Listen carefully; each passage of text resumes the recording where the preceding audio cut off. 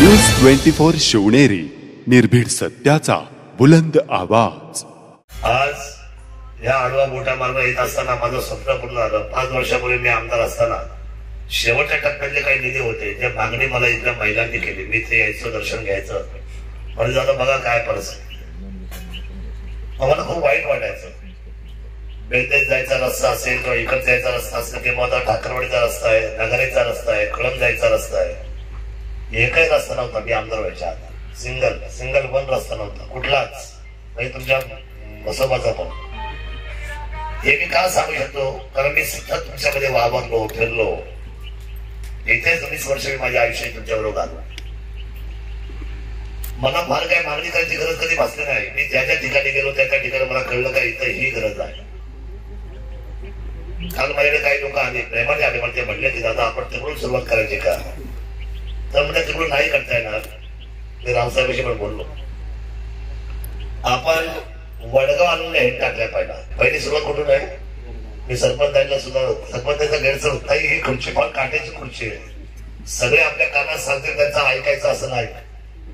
मी सुद्धा तालुक्याचा आमदार झाला तर माझ्या जवळची माणसं लगेच काय सांगले, मी हा म्हणायचं नव्हतं, काय बोलायचं। आणि मला तसा फार काटाक्ष ठेवून असायचं। कोणी माझ्या काळात काय बोललं नाही, बोललं काही हसायचं, काय बोलायचं, हसत राहायचं। ही खुर्ची हसायची, गंभीर खुर्ची नाहीये। पद हे काट्याचं आहे, मुकुट हा काट्याचा आहे। प्रतिक्रिया द्यायची नाही। कधी काही तुमच्या खांद्याचा फार लवकर वापर होऊ शकतो, तुम्हाला खरं वाढणार, हळूहळू करणार त्या सगळ्यांनाच। म्हणजे आज हे आहेत, उद्या तुम्ही व्हाल सरपंच, परवा ते होतील, नंतर तो होईल, कोणी होईल। जबाबदारची खुर्ची, या खुर्चीवर अतिशय संयम लागतो। मी आपल्याला प्रामाणिकपणे सांगतो, माझी पिंपरी पेंढारला मी एवढी कामं दिली, तुमची जेवढी कामं आहेत तेवढी प्रत्येक गावामध्ये माझे कोट्यांनी पैसे गेलेले, तो भाग नाही।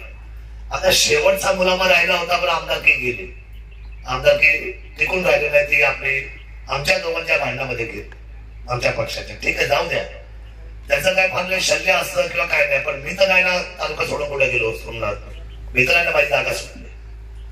पराभव झाला तरी मी माझ्या जागेवर ठाम राहिलो, कायम राहिलो आणि लोकांच्या हिताचं काम करत राहिलो।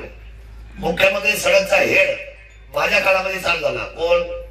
आदरणीय मुख्यमंत्री होते देवेंद्र फडणवीस साहेब। मधल्या काळामध्ये महाविकास आघाडीचं सरकार आलं, बिलकुल एकही रुपया पडला नाही। मी पुन्हा आणि माझं सगळं शिष्टमंडळ गेलं आणि एकनाथजी शिंदे साहेबांना म्हटलं, साहेब मुख्यमंत्री सडक पुन्हा चालू केला पाहिजे। म्हणजे त्यावेळेला माझ्या काळात मी आमदार असताना मुख्यमंत्री सडकच्या इथं या तालुक्यामध्ये त्या कालखंडामध्ये आपण 87 रस्ते केले, किती? 87 भारत आहे। आणि आज पुन्हा एकदा माझ्या हेडखाली पुन्हा जवळजवळ 34 रस्ते एकनाथ शिंदे साहेबांनी मुख्यमंत्री सडक चालू केले। पण दुर्दैव असं आहे, काम मी करायचं पण माझी पाठी काय हातात लागत नाही, कारण माझा प्रोटोकॉल राहिला नाही। त्याचं कारण सांगतो, हे वेळेकरी ते कोणी बघा, आम्ही धाडसाने काय बोलतो, साहेब हे तुमचं काढायचं, यांना घालायचं, यांचं काढायचं, त्याच्यात घालायचं, हा धंदा मी माझ्या आयुष्यात कधी केला। आणि मला लोक माझ्या जवळ काय दादा काय तुम्ही एवढा स्टेडियम मांडला, 1 कोटीची दारू बांधली असतील बघा, मला किती, मला लोक असं म्हणजे किती चांगलं ज्ञान देतात।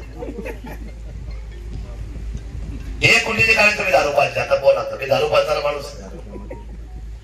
मी विचार, मी तत्व, 80% लोक मला 100% चांगले म्हणतात, 20% लोक माझ्या रोज विरोधात असतात, पण मी त्याच्यावर पुढे हसतो, कारण मला माहिती आहे त्याची क्यू वाटते, कारण ते काय करत नसतात, त्यांचं आयुष्य गेलं असतं, काम होतं नाव ठेवायचं।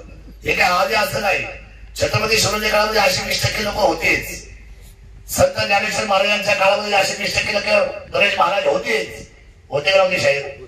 भरपूर संत तुकाराम, संत ज्ञानेश्वर नीट जेवून नाही दिलं लोकांनी, 20% लोकांनी। आता 20% लोक मला त्रास देणार आहे, पण आमच्या चेहऱ्याची नक्की हालत नाही। त्याचं कारण आहे की फरक एवढा आहे की त्यांचं वाईट करण्यामध्ये अख्खा दिवस जातो आणि आम्हाला चांगल्या करण्यामध्ये आम्हाला दिवस कळत नाही, हा फरक आहे लक्षात। चांगल्या आणि वाईटाचा फरक काय आहे, आणि नेता ओळखता आला पाहिजे। शिवराय ओळखता आले म्हणून शिवरायांनी स्वराज्य अटकेमध्ये दिलं। नेतृत्व हे तुम्ही ओळखलं नाही, मी नेहमी सांगत असतो, माझ्या लोक बसलं ना, जरा 6 महिने जरा बाकीचे नेते जरा गाडीमध्ये धरण तुम्ही, म्हणजे बेनके आहेत, बुचके आहेत, आता नामेने शेरकर आहेत, अजून काय पालपत्र येतील, तुम्ही फिरल्याशिवाय तुम्हाला कसा नेता ठरवता येईल? तुम्हाला नेता ठरवताना तुम्हाला फिरावं लागेल, अनुभव घ्यावा लागेल. दिवसभरामध्ये आपला नेता जे 40 फोन करतो आणि घेतो त्यात तो किती खोटं बोलतो, किती खरं बोलतो हे तुम्हाला कळतं. आता आम्ही अतिशय सुस्पष्ट बोलतो, खरं बोलतो.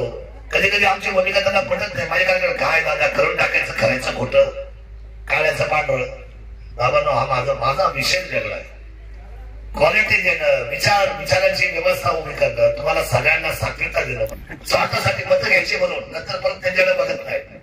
त्यापेक्षा कायमस्वरूपी खरं प्रेम करा जनतेवर. काम करताना खूप आनंद वाटला. मी नशीबवान, मी मुंबईत राजकारण नाही केलं, मी जुन्नर तालुक्यात आलो. एवढी माणसं मला भेटली, माझी महाराष्ट्राच्या पटलावर लोकप्रियता गेली.